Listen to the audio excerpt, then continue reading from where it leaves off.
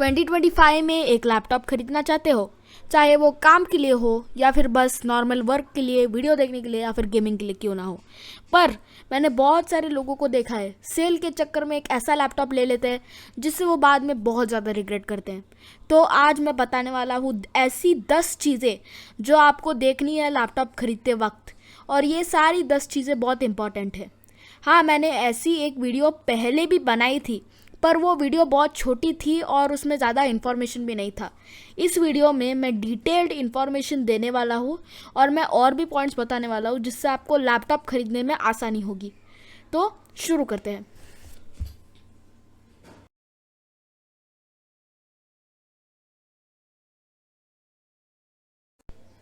सबसे पहली चीज़ जो आपको लैपटॉप खरीदने वक्त ध्यान रखनी है, और मैंने ये पहले वीडियो में भी बताया था, वो है एसएसडी या फिर हार्ड ड्राइव। देखो, हार्ड ड्राइव एक एंशिएंट टेक है अभी 2025 में, क्योंकि हार्ड ड्राइव बहुत ज़्यादा स्लो है, लाइक लिटरली बहुत ज़्यादा स्लो है। आप वीडियो देख रहे हो, कुछ भी कर रहे हो, उसमें स्लो ही आएगा हार्ड ड्राइव, स्पेशली गेमिंग में। या अगर आपको एसएसडी में 250 GB मिल रहा है और हार्ड ड्राइव में 1 TB मिल रहा है, तो आप एसएसडी वाला ही लोगे। आप ज़्यादा स्पेस के चक्कर में मत जाओ, क्योंकि वो ज़्यादा स्पेस स्लो निकलेगा और आप वैसे भी रिग्रेट करने वाले हो। तो आपको 2025 में कंपलसरी है कि आप एक एसएसडी लो।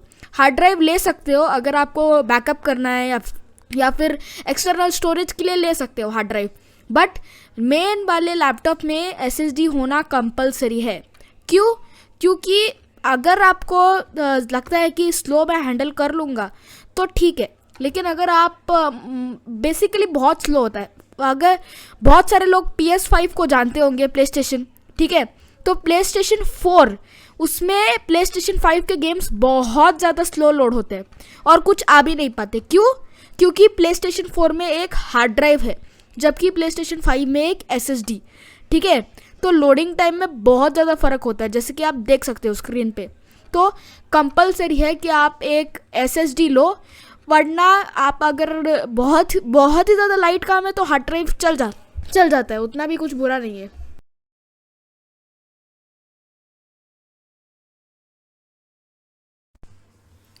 नेक्स्ट सेकेंड टिप है प्रोसेसर।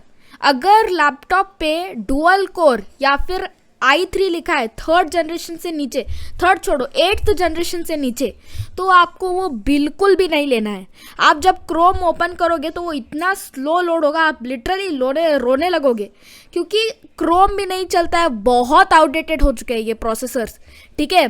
अभी के लिए आपको कम से कम एक इंटेल i5 लेना है या फिर एक राइजन 5 लेना है, और एक राइजन 3 भी चल जाएगा, पर i3 3rd जनरेशन और डुअल कोर प्रोसेसर से तो दूर ही रहना है। और आप प्रोसेसर का लॉन्च डेट भी चेक कर सकते हो, और अगर प्रोसेसर 2012 से पुराना है तो बिल्कुल ही मत लो। नहीं, 2012 छोड़, 2016 से ज़्यादा पुराना है तो बिल्कुल भी मत लो, क्योंकि आपको अगर लाइट काम भी करना होगा तो भी ये प्रोसेसर्स आपका साथ नहीं देंगे।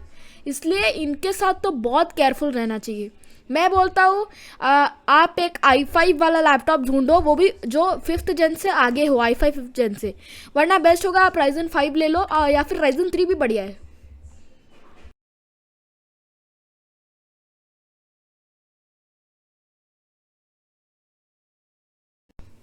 नेक्स्ट टिप है रैम। कम से कम 8 GB, कम से कम 8 GB नहीं, सच बोल रहा हूँ, 4 GB 2 GB, मतलब मल्टीटास्किंग तो पॉसिबल ही नहीं है। कभी कभी तो क्रोम, मतलब मजे मजे में क्रोम कभी कभी 4 GB रैम ले लेता है, तो आपका पूरा रैम तो गया ही। 4 GB ले सकते हो अगर आप सिर्फ वीडियो देखने के लिए काम कर रहे हो या फिर गूगल कुछ डॉक्स काम कर रहे हो। अगर वो कर रहे हो तो क्रोमबुक ही ले लो डायरेक्ट, बट 8 GB तो मिनिमम है। 16 GB स्वीट स्पॉट है, मतलब बहुत, मतलब मिडल में है, बच्चा है, स्वीट है, पर 8 GB तो मिनिमम ही है भाई। 4 GB 2 GB पढ़ो ही मत इसके झंझट में, क्योंकि ये रैम स्पीड ना बहुत स्लो हो जाती है। मैंने बताया क्रोम, और अगर आप क्रोम खोलोगे, फोटोशॉप तो चलेगा ही नहीं वैसे, पर फोटोशॉप का पुराना वर्जन खोलोगे आपके कंप्यूटर की हवा निकल जाएगी। इसीलिए बेस्ट है कि 8 GB मिनिमम।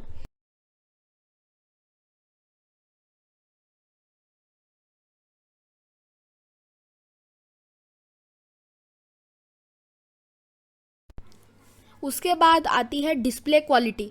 तो मैं बोल रहा हूँ ना आपको, अब कम से कम 1080p डिस्प्ले लेना इस वक्त 720p से नीचे मिलता भी नहीं है और लेना भी नहीं चाहिए। और पैनल की बात करें तो IPS पैनल बेस्ट है, मतलब व्यूइंग एंगल्स थोड़े अच्छे हैं उसके और कलर्स भी थोड़े बेटर है, मिडल में है। आप OLED ले सकते हो, मतलब OLED तो बहुत महंगा है, उसमें कलर्स बेस्ट आते हैं, व्यूइंग एंगल्स बेस्ट आते हैं, सब बेस्ट आता है। और अगर आपने एक बार OLED ले लिया ना, आप वापस IPS VA किसी पे भी वापस नहीं जा पाओगे। तो बट OLED का बहुत OLED बहुत महंगा आता है। अगर आपका बजट है तो OLED के साथ ही जाओ, लेकिन IPS बेस्ट है। वो VA पैनल्स उनके सब में झंझट में मत पड़ो, वो प्रोफेशनल लोगों के लिए, उनको पता है उनके हिसाब से उनको कौन सा लेना चाहिए। पर आप IPS ही लो अगर आप नॉर्मल हो।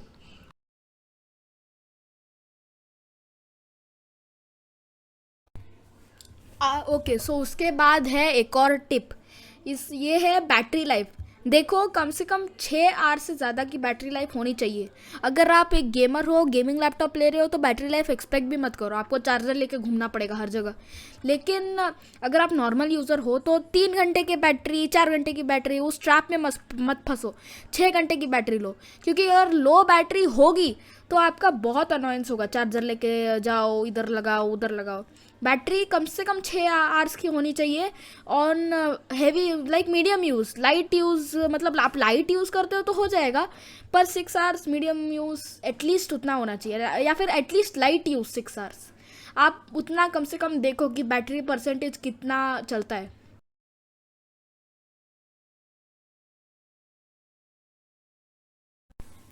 नेक्स्ट वन है पोर्ट्स और कनेक्टिविटी।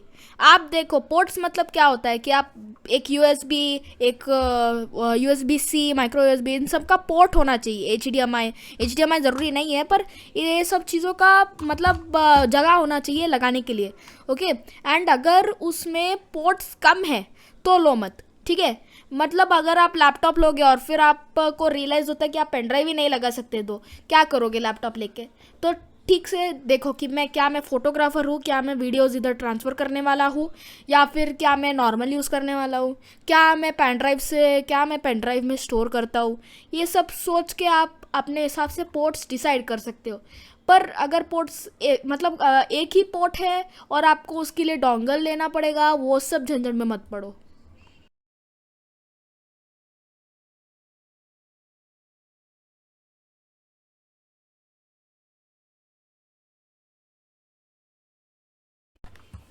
नेक्स्ट वन है ब्रांड वारंटी। आप खरीदने से पहले आप ये चेक करो कि ब्रांड वारंटी कैसी है, लाइक ब्रांड का सर्विस सेंटर है कि नहीं, ब्रांड का वारंटी है कि नहीं। क्योंकि अगर आपने लैपटॉप लिया, वो ख़राब हो गया, ब्रांड का कोई सर्विस सेंटर है नहीं, वारंटी है नहीं, आपको थर्ड पार्टी से रिपेयर करवाना पड़ेगा, ठीक है। तो आपको बहुत खर्चा आएगा उसमें। तो ऑलवेज मेक श्योर करो, सस्ते के चक्कर में एक ऐसे ब्रांड का मत खरीदो जिस पे आप ट्रस्ट ही नहीं करते, जिसका नाम ही नहीं सुना है, ठीक है। ट्रस्टेड ब्रांड से खरीदो, HP से, लिनोवो से, एसूस से, जिनको आप जानते हो, जिनका लैपटॉप आपने यूज़ किया हुआ है। जांच पड़ताल करो फिर लैपटॉप खरीदो। जियो बुक वो सब मत खरीदो। नहीं, वो तो नेक्स्ट पॉइंट है, सॉरी।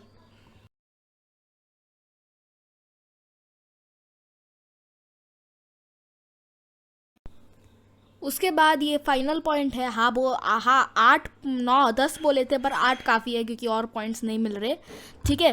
तो ये वाला पॉइंट है कि आपको देखना है कि लैपटॉप कौन से ऑपरेटिंग सिस्टम पे काम करता है। क्रोम बुक और जियो बुक, क्रोम बुक लिखा है तो मत खरीदो, जियो की तरफ से वो जियो बुक ले रहे हो तो भी मत खरीदो, ठीक है। क्योंकि जियो बुक बेसिकली विंडोज़ नहीं है, एंड्रॉयड सिस्टम है। जियो का एंड्रॉयड सिस्टम है, उसमें वो आप यूट्यूब देख सकते हो, छोटे मोटे काम कर सकते हो, स्कूल वर्क कर सकते हो, फोटोशॉप, वीडियो एडिटिंग, वो सब तो भूल ही जाओ, आप गेमिंग भी भूल ही जाओ। आपका ऑफिस वर्क आपका माइक्रोसॉफ्ट 365 हैंडल कर पाए तो बड़ी बात है। Same with Chrome books, but ये क्रोम ब्राउज़र चला पाते हैं, थोड़े बहुत एंड्रॉयड ऐप्स डाउनलोड कर लेते हैं, 365 चलाएंगे, गूगल डॉक्स चलाएंगे, इतना काम है तो ले लो।